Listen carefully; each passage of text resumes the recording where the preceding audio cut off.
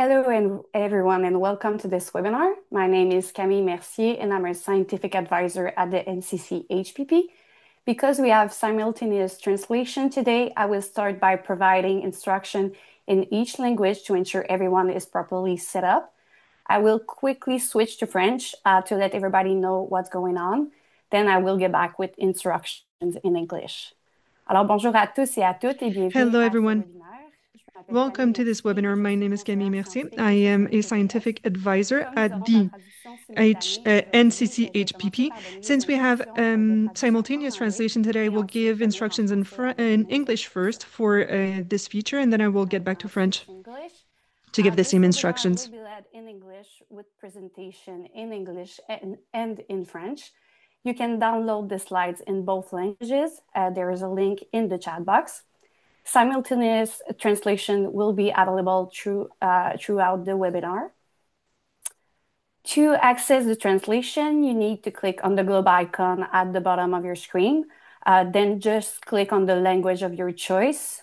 I will now provide translation information in French. Alors, bonjour. Hello again, everyone.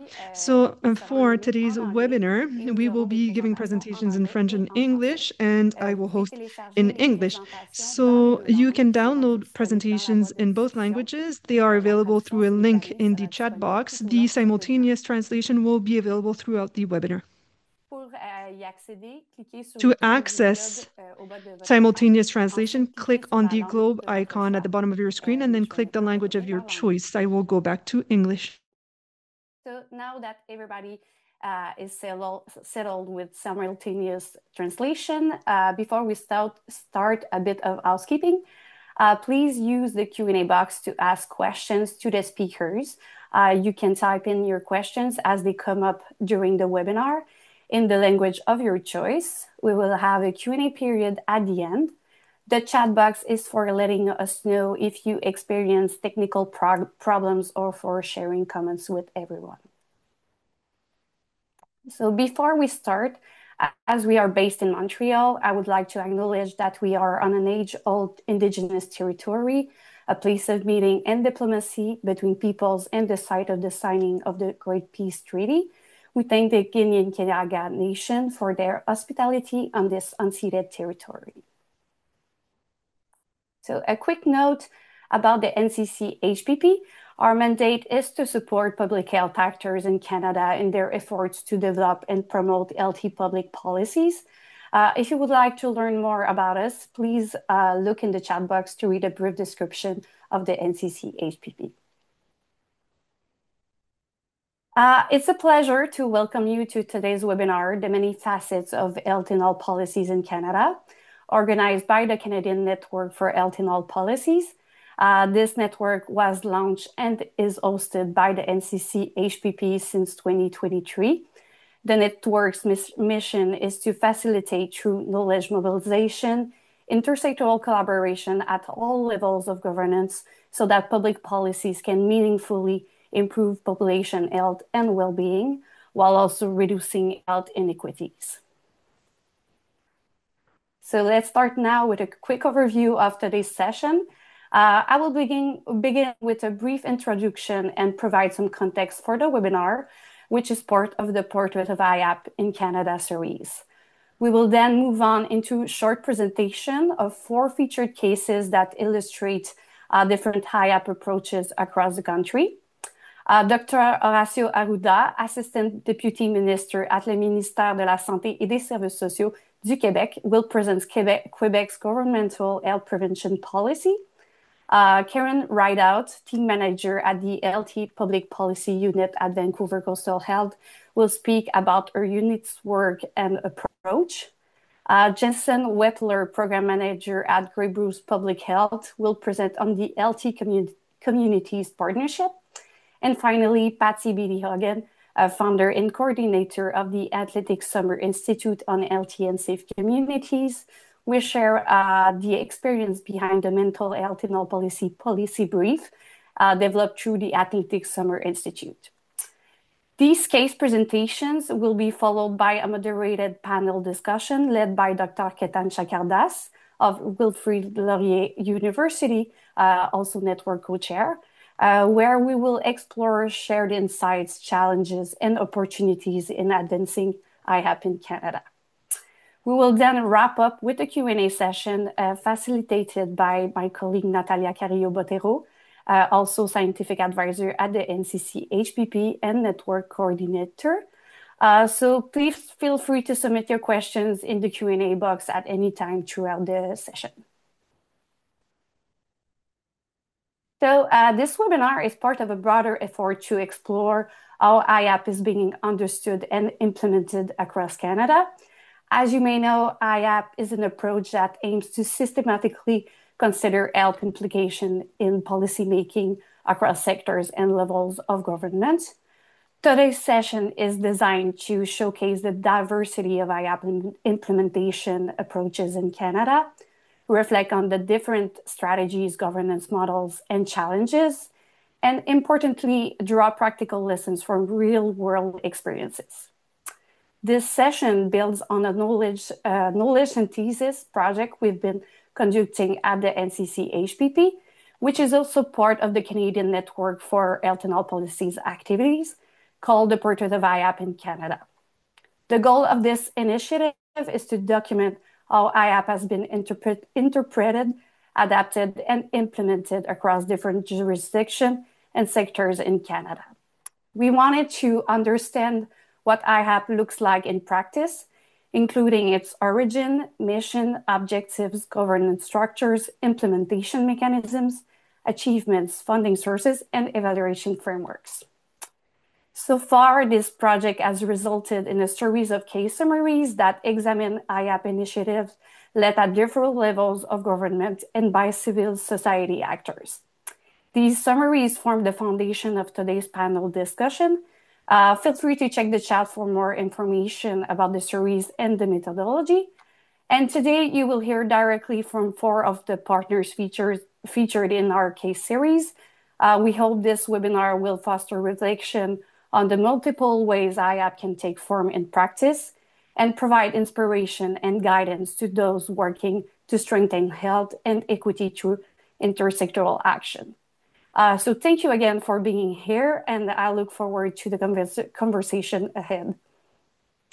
I would like now to invite our first presenter, Horacio Arruda, who will be presenting in French. So as a reminder, if you need simultaneous translation, click on the globe icon at the bottom of your screen, then select English. If you had closed captioning on, I advise you to turn it off because it will not work properly. Alors, je passe donc la parole à Horacio. Bonjour, tout le monde. Hi, everybody. Hello, everyone. I'm going to talk to you about the politique gouvernementale de prévention en santé. I will be speaking about government policies for prevention in health. This is an initiative from the government of Quebec, from the province of Quebec, to try and go a bit further in its actions regarding determining factors in health and reducing inequalities in health. So the objective here is to try and to act before health issues arise in order to reduce health issues that are possible to avoid and that can worsen issues arising from chronic health, social inequalities. One must understand that the objectives is to mobilize all sectors of activities in the government and all government partners to improve the health of the population and also to reduce, and this is an important pillar, reduce social inequalities linked to health. So by these prevention measures, of course, what we want to do is contribute to the reduction of the pressure that is put on the health care and social services system. In the coming years, we know that there will be a lot of pressure on these systems, and we really must try to reduce the load that is put on those systems. We need less chronic illnesses, and we need to improve the lives of our aging population as well. So this governmental policy involves several partners, several players, and we need a mandate to act. So the Prime Minister of Quebec gave the Minister of Health the mandate to increase prevention initiatives in the healthcare system, but also in all ministries that might be able to act on determinative factors for health. So be it environmental, societal, physical.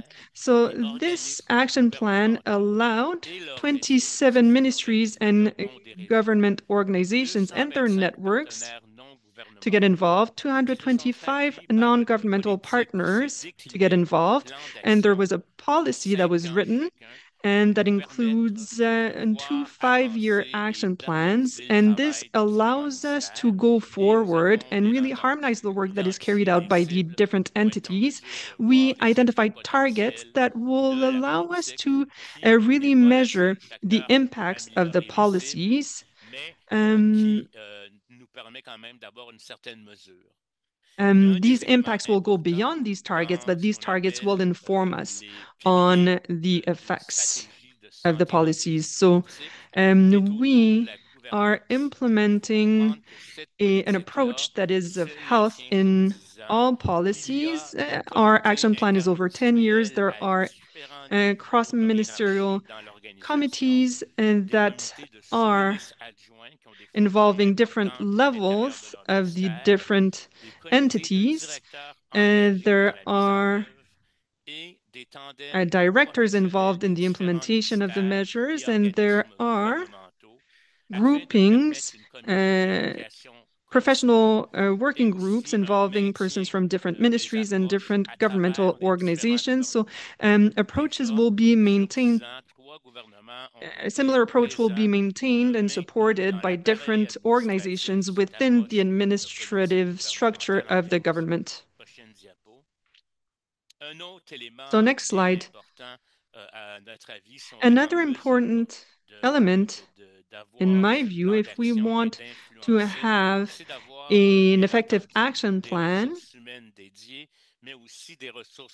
is that we need a dedicated human resources, but also financial resources. So over 10 years, we've had 243.5 million that were added to the budget that was already in place in public health programs, and that is added to funds that are also available in other ministries. So 54% of this money remained with health and social services, but 46 was given to other ministries, for example, health and environment, municipal affairs. So we had 4 orientations that allow us to address different issues with a structuring approach. So one of them is to develop the capacity of people from a young age. So what we want is to help also vulnerable populations working upstream, giving people tools and influencing their potential development. We also want to improve living conditions that will promote good health. We want to design communities and territories that are healthy and safe. And we also want to reinforce prevention and or reinforce the prevention pillar in health and social services. So these 4 orientations are carried out with a shared responsibility in health prevention.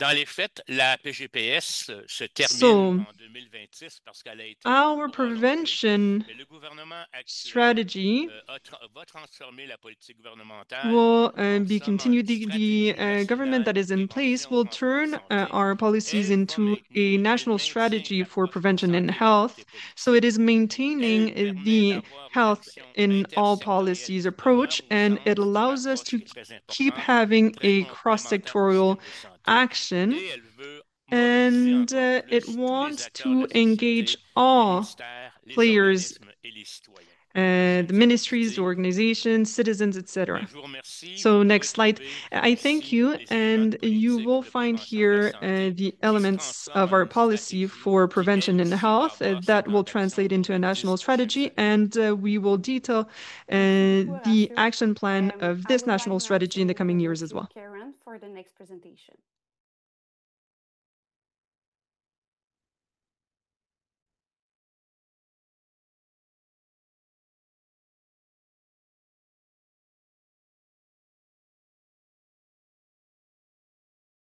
Thanks. Should I just start in, Camille? Yeah, go ahead. Okay, thank you. And thank you, Horatio. And you can go straight to the next slide, please. So I'll just start by honoring the territory where we are working in Vancouver Coastal Health. And Vancouver Coastal serves a population that includes First Nations, Métis, and Inuit people who are located on the traditional territories of 14 different First Nations. And I'm grateful to be joining today from the unceded traditional territory of the Musqueam, Squamish, and Tsleil-Waututh Nations. You can have the next slide, please. So the story of the Healthy Public Policy Unit at Vancouver Coastal Health, our kind of origins are really closely tied to both a legislated mandate and a broad theory of change that's rooted in a health and all policies approach. So our mandate for healthy public policy in British Columbia really comes from the Public Health Act and the Community Charter, and the intersections between local government policy and healthy public policy are a core legislated mandate for public health in the province. Medical health officers have a legislative advisory role, and local governments have a duty to consult with public health on matters that pertain to population health promotion and protection. So that really sets us up to work closely at the local level with local governments around healthy public policy issues. Next slide, please. So we work from a theory of change that's really guided by health and all policies. And it begins with this focus on building up our internal capacity to do this work. This kind of work has largely been under-resourced, I think, within public health, kind of broadly across Canada. So we really invested in building up that internal capacity and then really focusing on health and all policies as a framework to connect the dots between what needs to happen both within and outside the health system, and to really articulate that those things are not separate. We focus on the determinant of health as a way to center health equity in this work and really aiming to address the systemic and avoidable disparities across the population and create the conditions that can create a healthy, equitable population. And then all of this working toward the ultimate goal of healthier communities that support and protect health for everyone. Go to the next slide, please. So just a quick overview of the structure of our team, because I think it's a bit unique within a regional health authority. So we're situated within the public health division of the health authority. And within the healthy public policy team, we have sort of a regional group, what we call a knowledge hub. So this is a group that really focuses on the information. So it's policy analysts, a knowledge translation specialist, and project management to sort of oversee the evidence base and the knowledge behind the work that we're doing.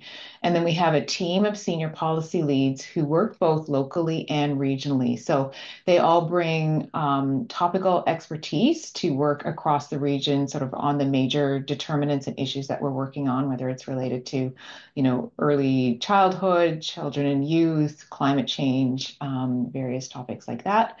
But these folks are also embedded in local communities that are spread across the health region.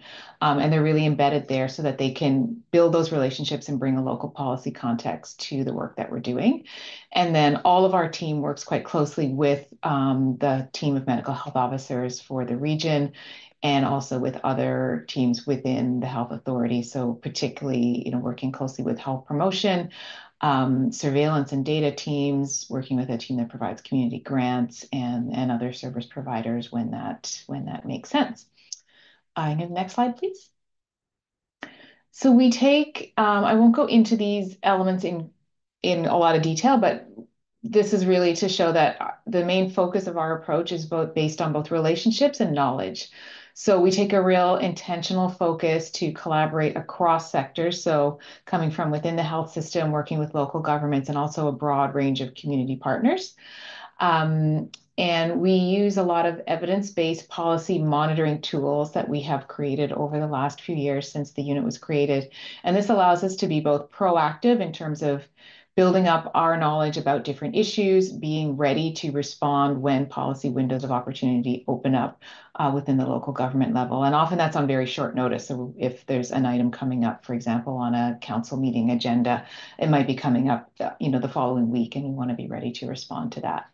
And then we work very much in partnership, so sharing information, data with our partners, and then working with them to co-develop policy options that they can then put into practice. Next slide, please. So I'll just share briefly, and we can go into these more in the panel if there's interest, but just a couple of examples of what this looks like on practice as a health authority team working to influence policy within the local government scale, because we're not the people who are actually making or enacting policy. So one of the things that we can do is really leverage the power of local governments and the influence of local governments to enact change that can contribute to a healthier population. So one thing that we've been working on is in the realm of child and youth mental well-being, and really focusing on 4 different protective factors that are up there on your screen. And these are places where local governments can actually play a role to build a healthier children and youth that set them up to be more vibrant, healthy adults. So we began with sort of an evidence review, scanning promising practices from around the world, and then turn that into some products that we could use for awareness raising and knowledge exchange with academics, with local governments and other partners, and then really took those and engaged with local governments to both identify how this intersects with what they're doing, why it's important to them, and to show that they had a role, and then figure out what they needed and what the opportunities might be for them to get involved. And then based on that, worked with a partner, BC Healthy Communities, which is a nonprofit organization, to build these 4 action guides that can support local governments to identify how they can actually build a healthier children and youth within their community. And then continuing on with that, we've done a series of workshops. There have been some grants to just help people try out new things that might be outside the status quo, and give them that chance to see if they work. And then we're working on ways to do some ongoing support to continue that work. And the next slide, please, just my last slide. Just another example where we can mobilize knowledge and partners across sectors, and that's another way that we can influence policy. So one of our priority areas that we work in is climate change. So we contributed to the Chief Medical Health Officer report for 2023, which was focused on protecting population health in the climate emergency. And this really elevated the issue with some evidence-based policy recommendations, followed that up with some small health promotion grants to support local governments and nonprofits to put some of these recommendations into action. And then moving forward from that, we've done a series of things, including some what we call soft advocacy, where in response to some potential municipal changes around using methane gas in new homes, we identified a window of opportunity and shared relevant knowledge and data with other people who were advocating on the same topic. And then collectively, we're able to have a broad voice coming from both the public and from the health system to encourage that decision within the council, and then have continued that with a number of other sort of partnerships with private and public sector to identify policy options that might be practical at the local level. And you can go to the next slide, which is the last, so you can, the link there to a little bit more information about our unit, and I can go into more detail about those examples in the questions. Thank you. Thank you, Karen. I will now turn it over to Jason for the next presentation. So go ahead when you're ready, Jason. Thanks, Camille. Hi, everyone. My name is Jason Wepler. I am a program manager at the Grey Bruce Health Unit. We are located in southwestern Ontario. And I'd just like to begin by acknowledging that I'm calling in today from the traditional territories of the Anishinaabe Nation, the people of the Three Fires, known as the Ojibwe, Odawa, and Potawatomi nations. And I want to give further thanks to the Chippewas of Saugeen and the Chippewas of Nawash, now known as the Saugeen Ojibwe Nation, as the traditional keepers of this land. Next slide, please. So I'm going to be speaking today for the next few minutes about the work of the Healthy Communities Partnership. This group focuses on HiAP efforts at the local government level and has been led by Grey Bruce Public Health for the past few years. This local partnership was established in 2009, so we do have a fairly significant history, and this work continues to be ongoing. The work launched when the Ministry of Health Promotion and Sport announced the Healthy Communities Ontario framework. And this approach to building healthy communities was designed to improve health and well-being, save healthcare costs, and promote partnerships among health promotion organizations and networks. And while that ministry funding only lasted for a few years, it did allow our region to establish our Healthy Communities Partnership and continue our work to this day. Next slide, please. So the initial ministry framework identified several priority areas for the partnerships to work on. Those included physical activity, injury prevention, healthy eating, substance use, and mental health promotion. So under the leadership of public health and with involvement from a range of partners, we had already begun some work to shift towards a healthy rural communities model and a health in all policies approach. So our Healthy Communities Partnership holds monthly meetings, which are oriented to support education as well as the development and implementation of supportive environments and healthy public policy. Next slide. So the members of our committee do attend monthly meetings. As I mentioned, we choose monthly themes for discussion, and these align with organizational mandates and priorities. The partnership also works with a variety of other planning tables in the region to identify gaps and to facilitate dialogue to highlight solutions. And then these solutions are often pursued and implemented at local action tables, such as those listed on the slide: the Community Drug and Alcohol Strategy, our local Poverty Task Force, our Community Safety and Wellbeing Table, and our local Children's Alliance. Next slide. So I'm just going to speak about a couple of key deliverables we've had during the duration of this committee. So one of those has been the development of resources and campaigns. We have endeavored to hold a local conference every 2 years. We've covered a variety of themes, including the culture of alcohol, active transportation, collaborative partnerships, Indigenous health, climate change, and sustainable communities, to name a few. From these events, we've developed resources and policy levers that are available to support local organizations with implementation. So for one example, following the active transportation workshop, we developed a rural complete streets report, which was shared with planners and transportation staff to implement in local communities during road design or road reconstruction. And then finally, my final slide is some work that we have done with our local municipal elected officials. So locally, we recognize that government can and does shape the health of communities through design and delivery of programs, policies, and services. So we've focused our efforts on local municipal election campaigns. So in 2014, 2018, and 2022, we drafted some documents to be shared with those running for elected office to support education and awareness around health and all policies, and also encouraging those candidates running for office to make that part of their election platform. And we focused on specific issues like active transportation, poverty and income, etc., as part of that campaign. And much like the others, I'm happy to go into more detail in some of the panel questions to follow. Thank you. Thank you, Jason. Last but not least, I would like to turn it over to Patsy for the final presentation. So go ahead when you're ready, Patsy. Okay, thank you very much, Camille.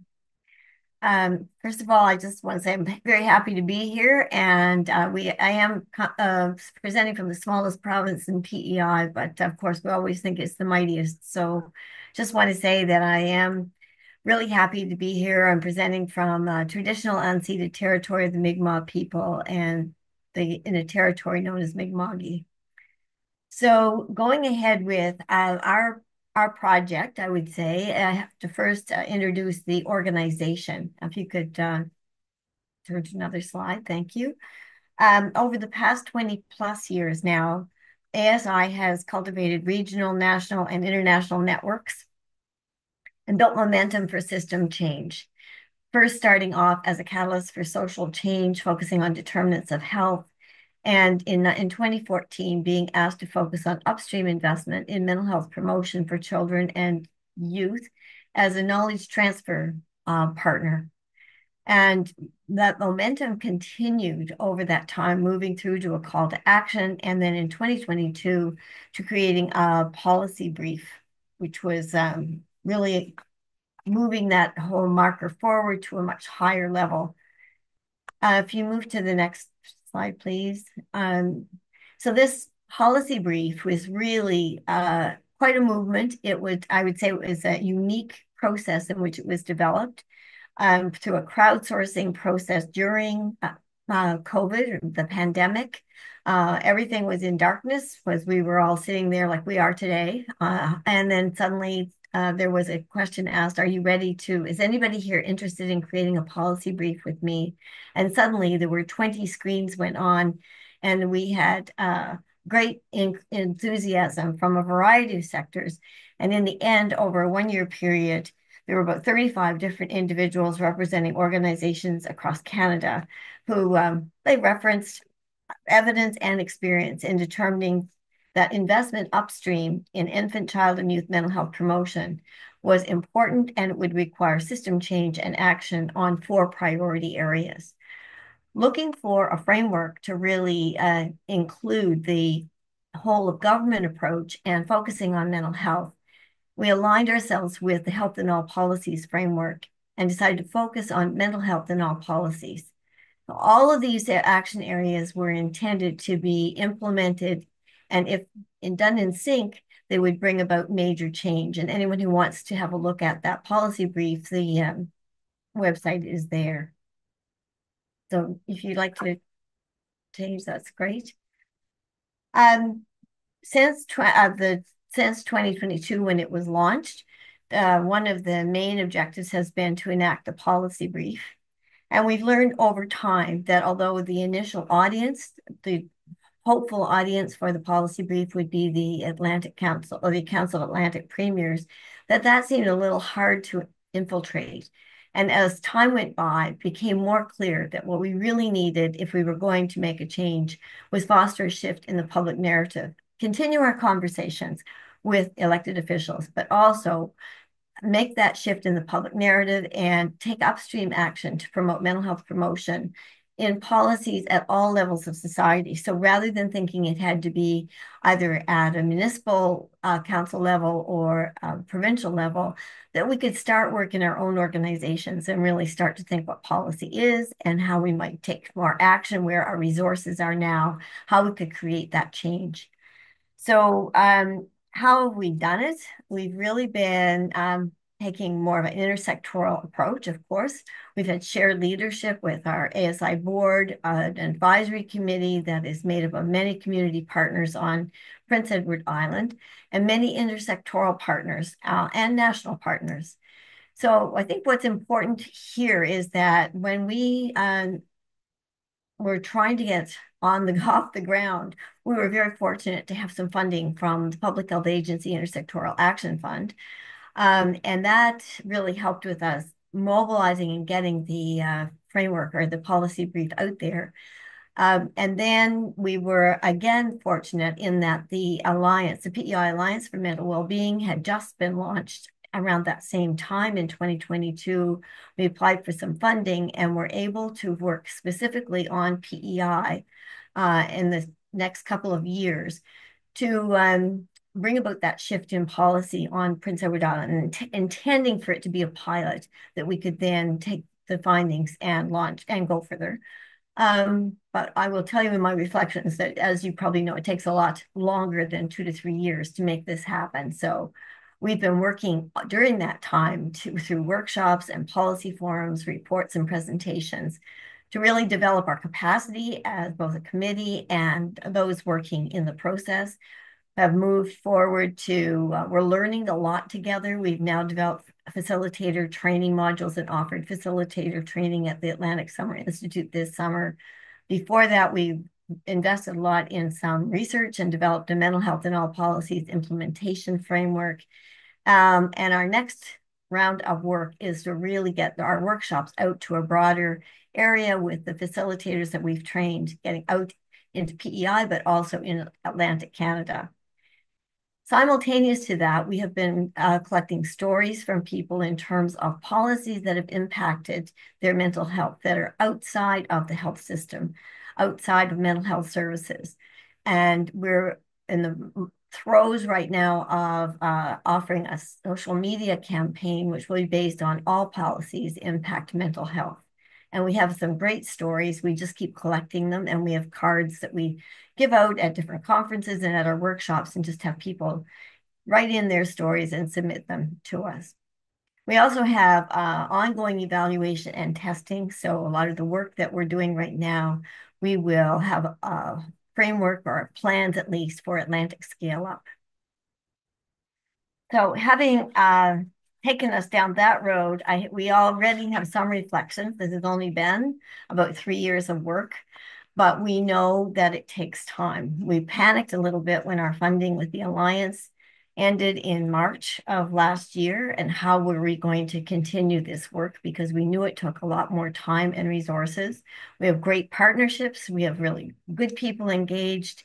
The context is supportive. We have the public health department in the Prince Edward Island government has a new Live Well policy and action plan that is focused on health in all policies.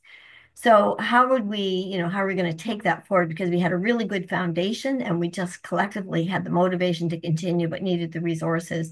And we're very fortunate to just be granted 2-year funding through the Public Health Agency of Canada Intersectoral Action Fund. So we're very excited about the opportunity to take this to the next level. We have been using our evaluation findings. We have been leveraging those to guide and adapt our process. So there's a lot of process evaluation and output evaluation at the end of each year. So we're taking a look at that. And by doing that, we are fostering a culture of continuous improvement throughout this time. And we have lots we can share about what we've done. We also found it quite interesting when we were doing some work with the network on the evaluation webinar earlier this year to look at the evaluation framework from the WHO. And we noted that our focus is on the community-related indicators. There are really only 2 indicators in that framework that are focused on community. We were thinking that means we are doing good work. If there's only 2 and we're doing it, then it's a unique feature of the project, and we're really happy to be adding value to that. And additionally, we have the national interest of the Canadian Network in Health and All Policies, which has validated our work. And many thanks to them for their support. National Collaborating Center, Determinants of Health. I can go on. It's been really important to do the work and to have it validated by organizations that have the interest and also the research involved. And I have one more slide, and then I will be finished with my presentation too. just to say this is the funding that we've had to support our work. As a nonprofit, we would not be able to do this work. We have great partnerships, great people, a lot of commitment, but without the resources to continue, it would not be possible. So I just want to extend my appreciation on the part of our board for that work. Thank you. Thank you very much, Patsy. I will now hand the floor over to Ketan, who will be moderating the panel discussion. I would ask that all presenters open their camera for this part. And just a reminder that you have 2 minutes each to respond to the questions. Please remember to use the interpretation feature as needed, as Horatio will be speaking in French. So over to you, Ketan. Thank you, Camille, and thank you to all of our speakers for sharing a bit about what your local initiatives entail and your experiences with them. It really brings to light the notion that HiAP is not a single approach, but a concept that is taken up by governments in a unique way that meets their needs. There are so many interesting questions that were shared in advance of the webinar, but also during this webinar, and we are going to save time for that in the last 15 minutes or so. But for now, I have questions for the panelists that will help us see the similarities and differences in these cases more directly. It may bring up some of the content that has already been presented, but should also help us to expand a bit more to see the different approaches being used in different parts of the country. So I wanted to start with a question about origins and objectives. So, the common objectives that are identified to guide the work for a HiAP initiative over time are obviously very important for setting the stage for collaboration and bringing people together. I wanted to ask each of you, how is the process of identifying these objectives? So kind of what are we going to focus on collectively? The process of identifying the objectives, but also the objectives themselves, how is that all shaped by the geographic, institutional, and community-specific realities of your setting? So how did they emerge from your unique setting? And maybe, Jason, I'll ask you to go first. Oh, well, thanks, Ketan. Grey Bruce is a very rural region. We have, I would admit, to being limited in resources and support. Often funding is a challenge. So I think that was the auspices, in addition to the ministry direction, to pull together this Healthy Communities Partnership. We felt there was value and strength in collaborating efforts, ensuring we weren't duplicating efforts, and feeling stronger together. I think from a public health perspective, we were really focused on building relationships with our municipal partners. We focused a lot on our municipalities, knowing that they can contribute a lot to the health of a community. So we focused a lot of efforts there. And I think knowing that public health reports to a board of health who's made up of municipal elected officials has supported that. And again, going back to the original question, I think geographically, rural nature of our community, we're very dispersed. We have 17 municipalities that we support, but bringing those partners together to support that rural model of excellence in building healthy communities has been our focus. Thanks, Jason. And Horatio. Oui, bonjour. Well, yes, hi. I think the question is very important and the context is very important also. And what has to do with our Quebec side here? We have a national program, which is public, which is headed by the authorities here. But rapidly, we did encounter, if we want to act with the health determinants, and to go outside the system. So our deciders, our ministers from health had thought by actually our persons that decide have a link with the leadership, with the health, public health society, And what they are looking for are the processes to take decisions. There was also some ambassadors, champions, sometimes inside the government and sometimes outside the government, which had an approach or saying to see if we will be in a position to actually lessen the burden of sicknesses, illnesses, and see what we can do.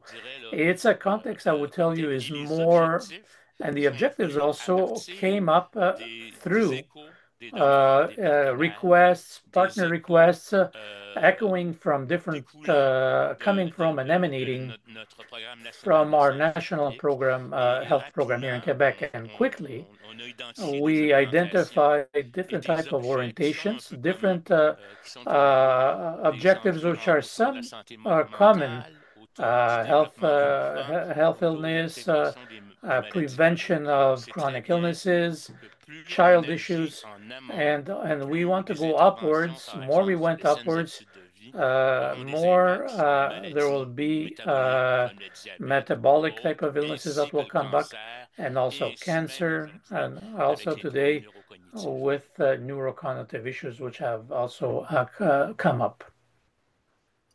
Great, thanks, Horatio. And Karen, in Vancouver Coastal's kind of story, what was the process of identifying your collective objectives and those objectives themselves? How did they emerge from the Vancouver Coastal context?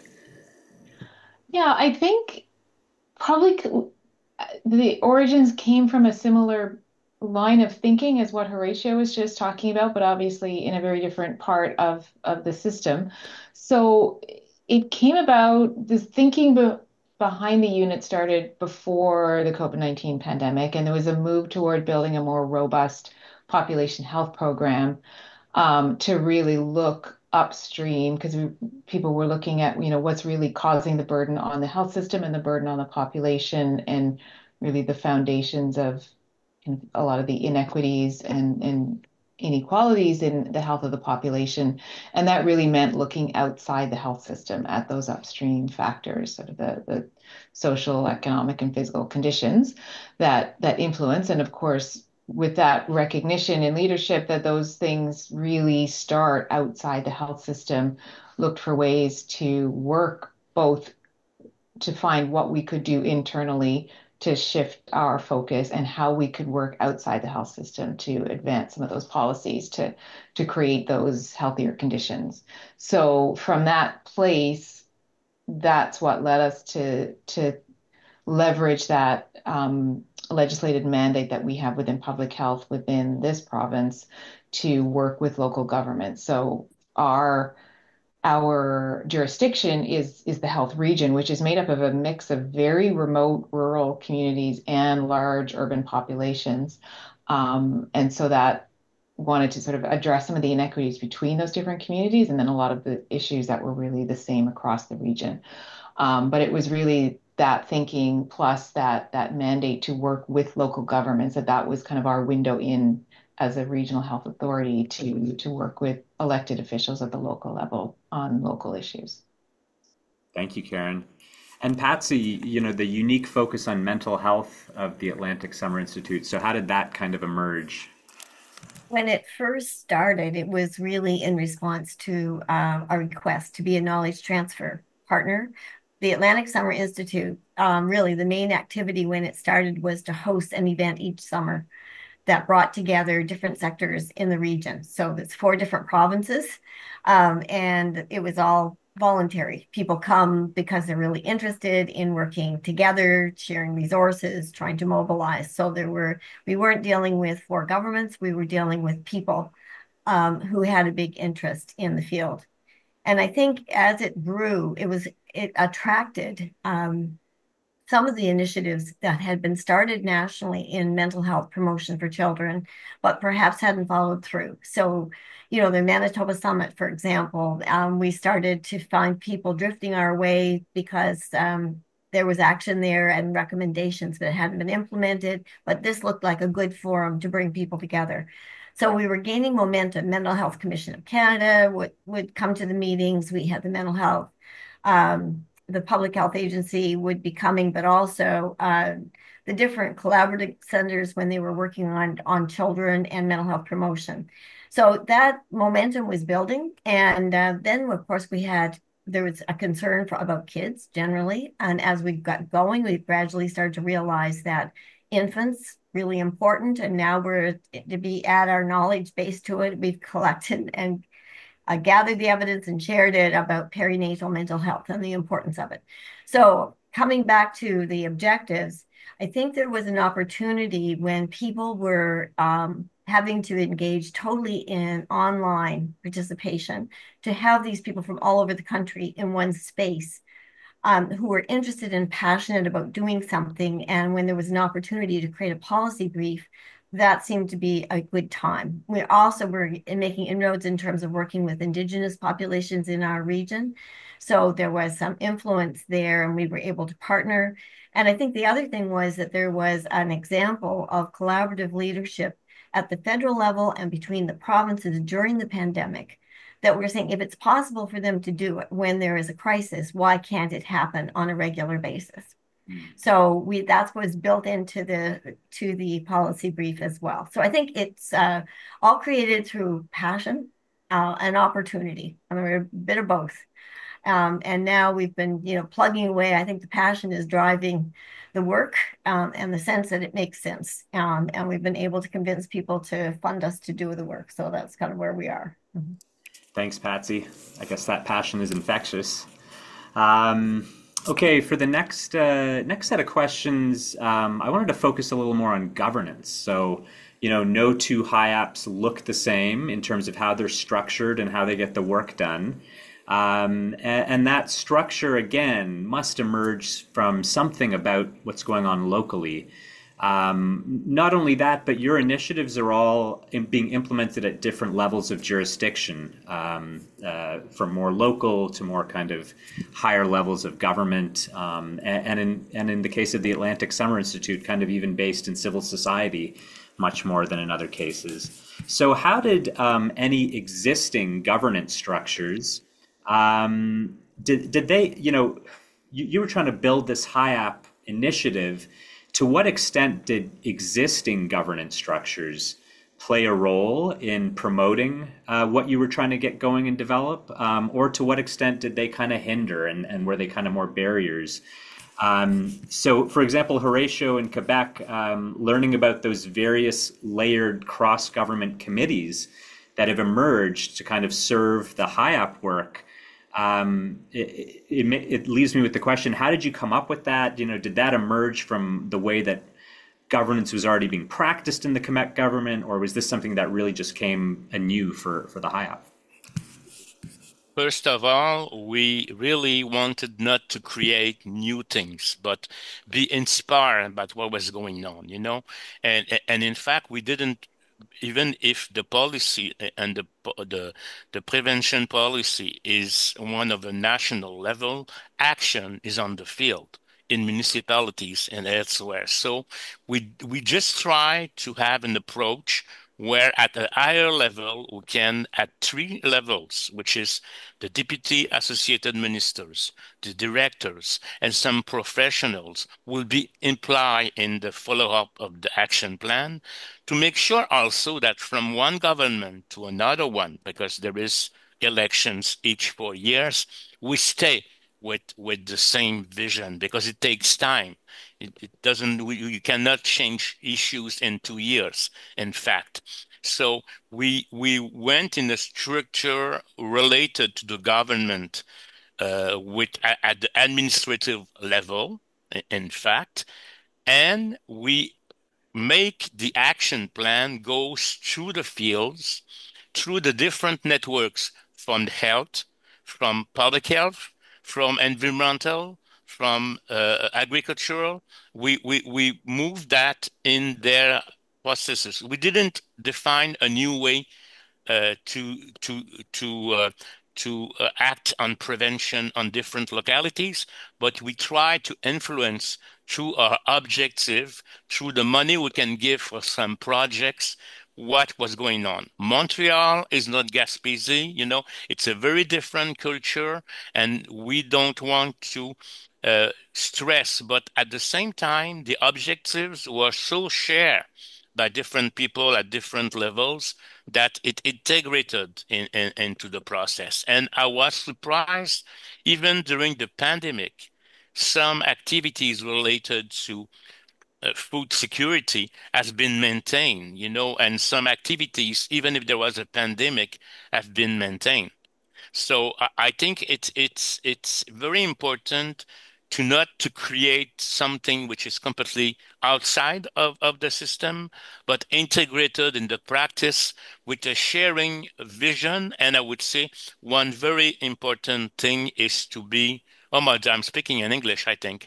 I just realized, oh my God, I'm sorry for the translation people who are paid. But je voudrais vous dire que la chose I would like to importante, tell you the important thing here is to be gagnant-gagnant, a winner-win. win the To have a project win-win is very important. situation is very important. And gagnant-gagnant est très important. It I'm may, sorry, I didn't realize to désolé, change my language. It's because of you, Ketan. Okay, yeah, and even the fact that the initial kind of change was just a change to wording in the Public Health Act. You didn't kind of introduce some brand new, transformation to government. It was a very subtle thing that was working within the system, but it has a profound implication for policymaking. So thanks, Horatio. Patsy, do you want to go next in terms of the governance of the work that you're doing? Sure. I think, like everyone, you want to see a change in bigger structures, like the way municipalities may work or the way that our provincial government may work. And we did have support right away when the policy brief was released. On motion 83 was unanimously approved by the PEI legislature on the recommendations of the policy brief, which looked like, oh, this is a good roadmap. We've got some allies here. We can make it happen. I believe we still have allies, but we've had crises here like Fiona, the tropical storm, just threw everybody off, and then there were elections. So what we've done as an organization is really use it as an opportunity to expand our board and look at membership of the board. So it's geographically representative, but we also have people from one rep from African Canadian representation from those kind of communities, from First Nation communities, Acadian.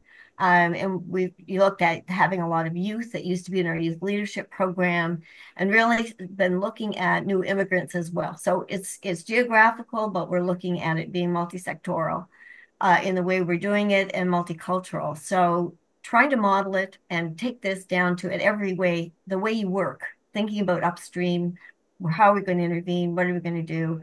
So I think governance has really been at every level, and our advisory committee is the same. And that's, we keep hoping that we will be able one day to actually move the markers in terms of the structures that we know we need. And I think when Karen was talking about building that capacity, I think there's a lot of capacity building that needs to happen. That certainly has happened just for us who've been involved. And I know all the way up the ladder to do this work, an awful lot of change. And so I'm moving over from governance to what has to happen. So sorry, Ketan, but it all goes together, I think. Yeah, it does. Thanks for that, Patsy. And Karen, do you want to tell us a little bit about Vancouver Coastal Health? Sure, thanks. And I think, well, I guess probably all of us except Horatio here we're trying to influence decisions and policies that are being enacted outside of our own organizations. And so for the Healthy Public Policy Unit, we've really focused on leveraging what's already out there, the existing structures, existing bodies, and working with them. And so focusing on making some of these, health issues that might have social or environmental origins and making them relevant in terms of how do the outcomes of these issues relate to the work that the existing, government and decision bodies are working on, and then identifying a role for them and sort of how they can actually do something about it.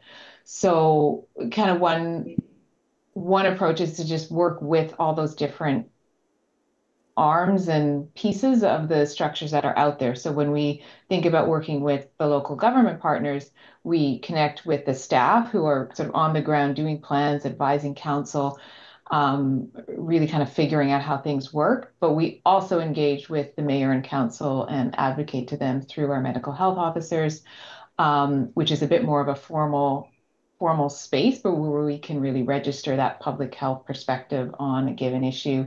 And then we do a lot of convening work, sort of whether that's through existing formal committees within the local government structures or bringing together cross-sector committees with different local governments sort of within the region or between a few different municipalities and bringing in those voices from the communities, whether it's nonprofits or community groups, to kind of really bring those different perspectives so that we can adapt and be community-led and community-driven, but influencing the decisions that are made within those local structures.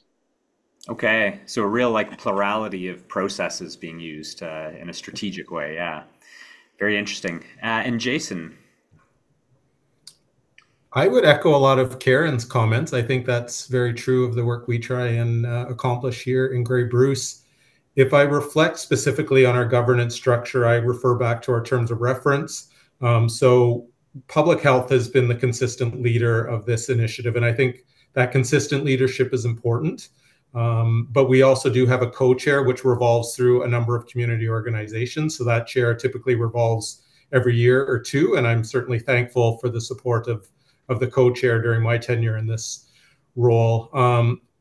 That being said, I also think that we are a true collaborative. We really value the input of all the members, and we do every year use Tamarac's wheel of engagement to just gauge how engaged each of the partners are. Do they consider themselves a core member of our partnership, or are they more just wanting to be involved for awareness?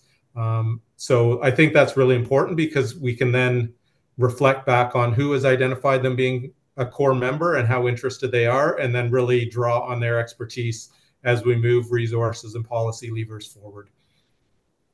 Great. Thanks for that, Jason. So yeah, very different kind of governance approaches, and in some cases it's about adapting and trying to minimize disruption, and in other cases it's kind of doing a lot of new things to try and push the agenda in different ways to different groups of people.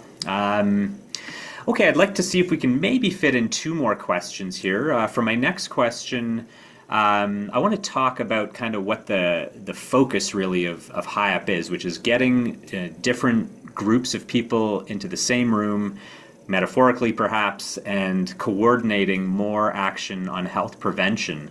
So I'm hoping each of you can give us a reflection on either an approach that you have found to be really suitable and effective for breaking down silos, getting those conversations going, and getting some collaboration, or perhaps in hindsight, something you would have done differently, avoided doing. So either think about something that was a facilitator or something that kind of slowed you down a bit and that you would do differently. And you could either think about this kind of earlier in the stage of getting your work going when people are newer and less familiar to each other. I think there's some unique challenges there. Or you could tell us about something that happened or that helps, when you were a little bit more mature and well-functioning as a group of people. So maybe I will ask Karen to go first for this one. Thanks. I think, I thought a lot about sort of what really has worked and how we've changed things over time. I think there's a few things. One of them that we've really developed, and I think we can do more with actually going forward, is working with champions, and whether that's people within the government structures or working with partners outside the government structures to really mobilize both the information and really build that kind of cohesive voice. Patsy talked about changing the public narrative around different issues, and I think working with champions is a really good way to sort of contribute to that piece. So, when we find a champion that's within government who's kind of got even just an inkling of interest, they might not know what to do, but they're kind of on board, then we can then go in and support them and kind of walk alongside them to figure out, well, what can you do, and bring whatever they need, whether it's just sometimes it's just a particular data point or a little piece of information or something that's framed in a way that they can then take forward so that they can actually move toward action. And we often do that quietly. So it doesn't have to be, it's a bit of a contribution working behind the scenes in many cases, so that letting the community or the partner take that lead and just sort of quietly backing them up where we have that ability to do so. So I think that's one thing. And then if I could one other thing would be a combination of being both proactive and responsive at the same time. So because we work at local policy levels, we do a lot of monitoring of policy, sort of monitoring agendas, what's coming up, at the municipal councils and regional decision-making bodies. So we want to be ready. We want to have our evidence ready. We want to have our position sort of really understand what's happening at the community level and have the kind of local variations in data at hand so that we can hopefully work with our partners and those champions to kind of push forward some issues, but then also respond when sometimes things come out of nowhere and we're not expecting it. And so it's really helpful to be able to just respond on very short notice. So. Okay, very interesting. Thanks, Karen. And Patsy, how about with the Atlantic Summer Institute? What's worked well, or what's something you wish you would have done differently? Oh, and you're muted, Patsy. It's because my office assistant barked, so I have to be careful with that. Yeah, so we thought when we wrote the policy brief that our main audience, the people we needed to get to right away was this Atlantic Council, the Council of Atlantic Premiers. But that was like knocking on a brick wall, and we were getting very frustrated. I don't know if I would have spent as much time doing that. I guess you have to, but it was difficult. And at that point, we had regrouped and decided that the best way of trying to, given that all the other things that our provincial people were dealing with, that we would work through partnerships, which we did. Working with, we had a partner that had some funding to work with municipal leaders. And so we were built into their program to do the mental health promotion component, and do a workshop each month or every 3 months, I guess it was, that they're doing it. So that was really helpful. And the other was we decided that we would start working with NGOs to see if we could get a better sense of how they perceived upstream, what some of the vocabulary that's a block to actually communicating. And the first one we did, and we partnered with National Collaborating Center because they were in the process of rewriting their upstream literature at the time. And so it was a really good partnership there. But what was the criticism we had the first round was that it was too academic. So that was great. And that's where evaluation really came in. We got the feedback, back to the drawing board, tested it out once again, reframed it again. And finally, in November last year, we offered it to another 25 people from different NGOs all together. And you finally got it. You've nailed it. It's in language we understand. We can do something with it. And at each of those, there was some content, but the biggest part was opportunities for people in the room to talk to each other and to have facilitated, guided discussion that took them to a point where they were saying, what could we do together? What resources do we have that we could start looking upstream? So that has been where we're putting a lot of effort now. And then these stories, as I was saying, but I think moving to the education piece, we would like to start working and reach out to public servants, for example, and offer these workshops more broadly now that they've been tested and we know it works well. And now we have like 16 facilitators who went through facilitator training to do it. So that's where the energy is going to be. And if we get a broader sense of people who can speak shared language, I think we will do well. Great. So finding the right partners, building those partnerships using the right language, and then you can start to build relationships and start to get things going. Yeah. Jason, how about you? Yeah, if I think about something that's worked well for us, and perhaps even a recommendation, and this probably isn't anything new or novel, but just the relationship building piece. I think early days we invested a lot of time to build relationships with our key partners, in particular, again, our municipalities, even to the extent where we supplanted a health promoter in City Hall 3 days a week so they could really learn about municipal processes, get to know the staff, and make those connections, right? Because then as soon as they're reviewing an official plan or developing a transportation master plan, we're right on the front steps to be able to provide input into some of those guiding strategic documents. So I think that's been super important. And it gave us opportunities to connect not only with frontline staff, but management and elected officials. So I think that time we've invested in relationship building has really paid dividends over time. If I would add one thing that I would do differently, I think just given the longevity of our committee, I think just documenting and evaluating more early on. When I try and reflect back 15 or 16 years, it's tough to capture all the good work that's been done. So I feel like we probably should have done maybe a better job of that earlier on. So encourage that to people starting out new as well. Okay, plan those monitoring and evaluation systems early. Yeah, and even, not we talk a lot about, we've got to find a way to educate the other partners, but it sounds like by embedding, a health promoter in City Hall, you also recognized we have to learn how other people work as well, for this to really be firing on all cylinders. So that's really interesting. And Horatio, a lesson learned.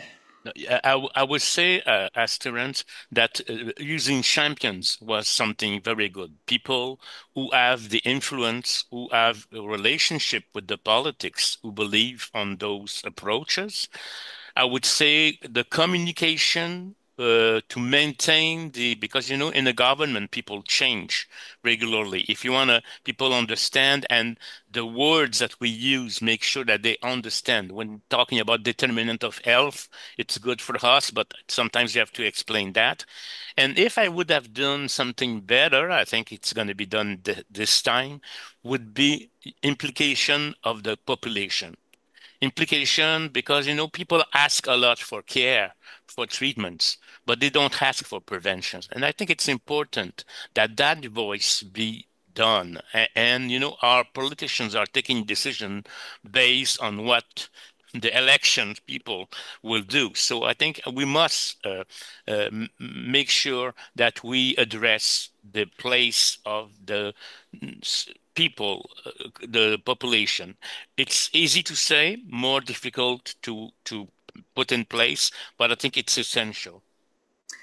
Thanks, Horatio. And so just to be clear, you're saying kind of making sure that even the public understands the value of what you're doing, because they're really focused on, reducing wait times for services, but they need to understand the value of prevention as well. Exactly. Yeah. Okay. Great. Well, I do think we have time for one more quick question. So I'm going to ask you, instead of 2 minutes, maybe more like 1 minute, and then we can move on to the Q&A. And it's a short question. It's a hard question, but what does success look like for you? I mean, how do you when do you know that you've accomplished something smaller, bigger, in your own terms? Yeah. What does success look like for you, Karen? I couldn't find my mute button there. That's a big question to answer in 1 minute, but I'll give it a shot. I think if I had to put it succinctly, I would say it's to create the conditions for change. Really hard to measure, but so one of the things that we spend a lot of time doing is this, it's come up a lot today, relationship building and just being present, even when we don't necessarily have an active role. And so I think that can go a long way to having that public health or health and all policies perspective recognized and let it kind of seep into different things so that those slight shifts in perspective start showing up in conversations and sometimes just offhand remarks or all kinds of different unexpected places. But I think that's maybe one core thing. Great. Thank you, Karen. And Jason, what does success look like for you? Yeah, two things came to mind for me, Kiten. One is just to hear partners speaking the language, especially our elected officials, municipal staff, and other partners who maybe aren't always from the health sector and don't think about health in all policies. So that's one piece of it. And I think just longevity. I think for a lot of partners, health in all policies is still a new term. So I think we need to be cognizant that we need to be patient and it takes time. But let's stay the course. And in time, I think we've seen lots of progress and we'll continue to see progress on this front. Great. Thanks, Jason. Horatio, what does success look like? For me, it's pour moi, excusez-moi, pour moi, c'est quand je regarde derrière. It's when I see behind me and I see that we're evolving, we're progressing, and there's more and more people who are mobilizing, who are understanding that prevention is important. And if we want a healthy population, inequalities must be reduced. It's going slower than I wish, but we are progressing. So that is part of success, this mobilization that I now see on society's part. Great. Thanks, Horatio. And Patsy, we'll give you the last word here. What does success look like for you? Oh, you're on mute. Okay. Yes. Okay. So we have had a success. So I want to just say that, and that is that we evaluated 4 months after our workshop, our last one that we tested, and we found that people reported speaking differently, talking to their managers, and actually working differently in the workplace in terms of upstream. So that was a big one for us, and I'd like to see more of that. It's really nice when you get something that is what you want to see happen. And so I think having them, if we could get NGOs, the people that have been coming through the workshops, actually be our champions and do the advocacy work. It multiplies our messengers to the public sector, the elected officials. And the other one, which is going to be huge, but is my big one right now, is how do we increase the conversation in the mainstream media so that it focuses on this as just as important as these crises when people come through the door. I mean, that would be a big one. So yeah, I'll aim for that. I'm not sure how long it'll take. Very interesting. So thank you all for your answers to that question. It really it reflects the idea that HiAP is really a culture shift. A shift in cultural governance. You're looking for it in the language and the way people work with each other, and hopefully, even to the media, that would be, really broadening the reach of that culture. So really appreciate all of your presentations and your engagement in this discussion. And I'm going to turn things over now to Natalia, and she's going to engage the audience in a quick Q&A. Thank you, Ketan. Can you hear me? Yes. Thank you all for your presentations over the panel. It's very, very interesting. We have quite a few questions, so I'm gonna try to do my best to answer some of them. And just so participants know, we also receive questions through the registration form. So I will try to, take some questions live and some from the registration form. But one that actually comes to mind, just because Horacio just talked about it, it's the role of civil society in HiAP implementation, governance, etc., etc. You have just spoken to that, Horacio, but there's a very specific question here in the chat, in the Q&A. For those who are working on local or regional level, how do you reconcile public health plans and policies coming from the top down with the interest expressed during citizen consultations? So I don't know who wants to go first, but I thought it was like a good, follow-up question to, the civil society question. Je peux peut-être répondre. Maybe I'll answer to that, and I do think you have to give our citizens the right tools to understand the stakes in society, and to put pressure on our the guidelines. It's a stake because the ones that are living in inegalities don't have the same means to do that. But you have to be in a position to make the citizen understand that a society that is has inequality, everyone amongst us has problems. It is clear. It's a work that it's continuous in perpetuity to repeat, repeat, repeat. and to probably maybe to educate at the maximum level or give the population tools so this way they are conscient their political choices or public choices have advantages which are important for everyone. Merci, Horacio. Merci beaucoup. Thank I don't you. know if any other panelists wants to intervene. Patsy, you work from civil society upwards, so it's a different question, but maybe you have something to say, or Jason, because you know you work with quite a few community members. I would just say, Natalia, it's a timely question for us. Our organization is going through strategic planning, and one of the tasks assigned to my particular team is to develop a community engagement strategy for our staff to follow.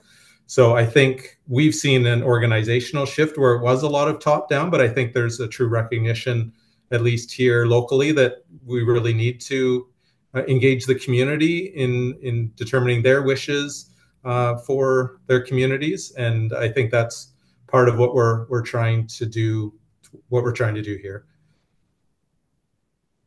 Thank you, find it Jason.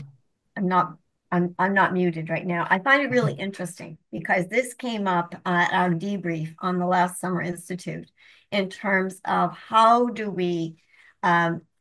communities and the voice of communities be engaged and have power? So how do we actually, because a lot of structures they're the top-down ones. So where do the communities have a voice that actually does have influence, and how are communities engaged in that way? And there people are talking about it as being possibly here it is, a possible theme for next year: creating momentum and mechanisms for community engagement in policy development.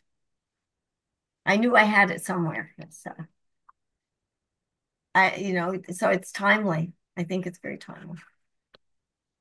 Thank you very much, Patsy. That's very interesting. And maybe let me try to move to another question. I have a question here about, your experience evaluating your initiatives. Patsy touched a little bit on evaluation, and there were other questions we received through the registration for about what kind of indicators to use when actually decision makers like numbers and figures and qualitative kind of data. How have you coped with that, and how can we evaluate better and convey? I'm trying to join another question here in terms of knowledge mobilization, how to convey relevant information to policymakers about the value of this approach.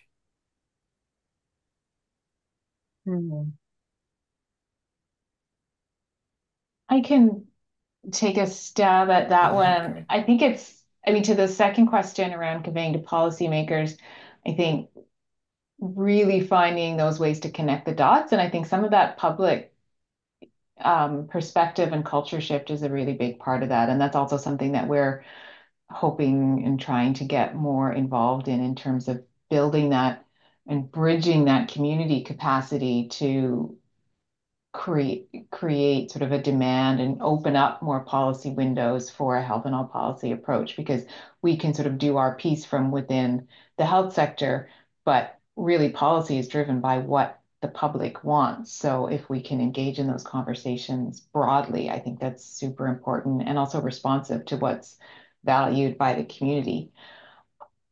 In terms of indicators specifically, yeah, I think we all know this is hard stuff to measure and evaluate. And we are working on that. We're not there yet, but we're definitely working on it. And I think as a short answer, I would say a couple things that we focused on is one, evaluating at the level of action. So really looking at what we do versus trying to measure those really long-term, broad population health goals, which are driving everything we're doing, but also evaluating what are the impacts of the ways we're working on a day-to-day basis, and what's happening in terms of, are we actually building relationships, and what are trying to identify indicators that reflect that relationship building and that reflect signs of shifting perspective or signs that people are hearing what we're saying.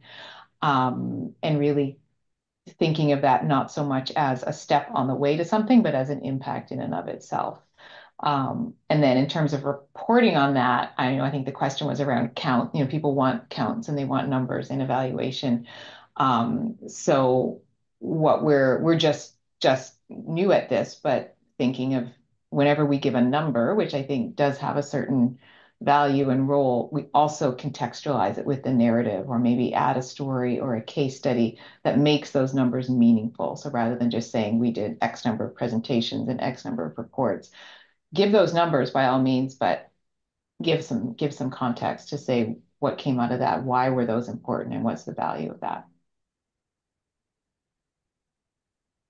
Thank you, Karen. So yeah, putting a story behind the numbers. Mm-hmm. And I don't know if someone else wants to contribute to that question. Maybe just talk about a bit about the evaluation of your initiative. I can take the value, just the evaluation of the work that we've been doing because it's been really helpful both in the planning and the evaluation to have a good logic model so that you can actually see the main areas of activities and also the short-term outcomes, which are the ones I think Karen is referring to that you can measure because they're things that in some ways, some of them are outputs really, but they're still outcomes and short-term change that you can get hold of, whereas the intermediate and long term are many other factors influencing them, so they're a little harder. But in our case, the key activities that we were looking at were strengthening partnerships, mobilizing knowledge, and building capacity. And then looking at both process and looking at some of our outcome indicators, in terms of there's where we were able to get both the qualitative and the quantitative in terms of numbers of people. Like, for example, the success story I gave where we did the follow-up and found out the percentage of people that said that they were actually doing work differently, which was really helpful when you're communicating that to a funder or to yourself to say, hey, we're onto something, and then get the narrative exactly what Karen's saying to support it. So yeah, I think evaluation is really important if it's used really for qualitative, for ongoing improvement. I think that's probably rather than trying to appease somebody. And I think that's the hard part, isn't it? Like lots of times you're having to give outcomes from your evaluation to justify your existence. And Yeah, that's very true. Thank you, Patsy. And I think that joins what Jason mentioned earlier of the importance of early thoughts on evaluation, monitoring and evaluation the initiatives. If no one else wants to talk about evaluation, I think, do we have time for one or two more questions? I think we do, Camille. Yes, we do. Okay, great. So actually, I have also specific questions for each of you, but I'm trying to maybe select those that, can reach various speakers. So actually have an interesting question here. Dr. Arruda mentioned the challenge of maintaining HiAP momentum while elections change governments. How do you address political engagement, specifically from the point of view of public servants who are supposed to be, politically neutral, or NGOs who are more, the role is more as advocates, particularly as public health has become more politicized due to the COVID-19 pandemic? Well, I think it's through the fact that the big organization like WHO favorize health and health policies. People now has a problem with the health care. They cannot afford anymore this care system, which is very expensive with sometimes less health impact. And I think that's and making it sure that other ministries are going to be having the same challenge and the same way of looking at health, not making our job, but how they can contribute on health through this process is the way that we find to make sure that from one election to another one, people believe on that. And it's also related to the credibility of the public health people and also those champions telling the same message as we do. Merci. And I don't know if anyone else wants to add to that response. I can jump in, Natalia. Just in terms of our election campaigns that we've done with elected officials, recognizing there is significant turnover each election period. That's part of the reason why we've done three continuous election documents. So again, 2014, 2018, 2022, just to have that consistency. So certainly for those who run multiple years, they're getting the same message. For those who stay on council multiple years, they're getting the same message, but also ensuring anyone who's newly running for a council elected official seat that they would get the same messaging around health and all policies.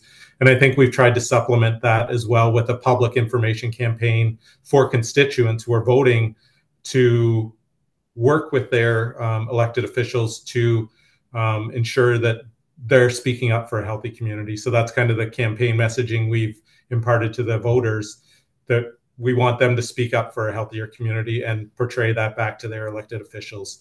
So it's a two-part education for those running for office, but also that coinciding campaign for the voters. Thank you, Jason. And I think we have time for one more question, and I'm gonna finish with this one from the registration form because I feel we really want your advice. We have a question saying, our public health team knows about HiAP but won't implement it. So how do we implement cultural change so we can, open ears and eyes to this approach and move forward? So your advice.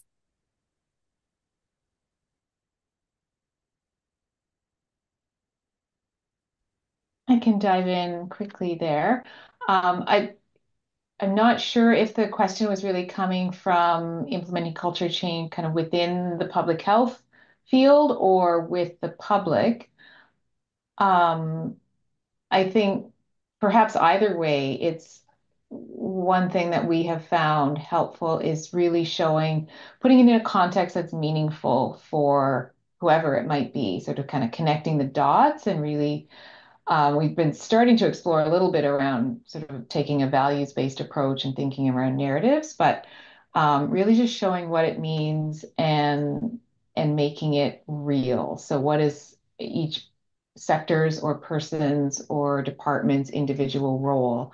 So one example that we did was we work with another group within public health that provides health promotion grants to nonprofit organizations, and they've been trying to shift their grantees to focus on more upstream prevention related projects that they fund.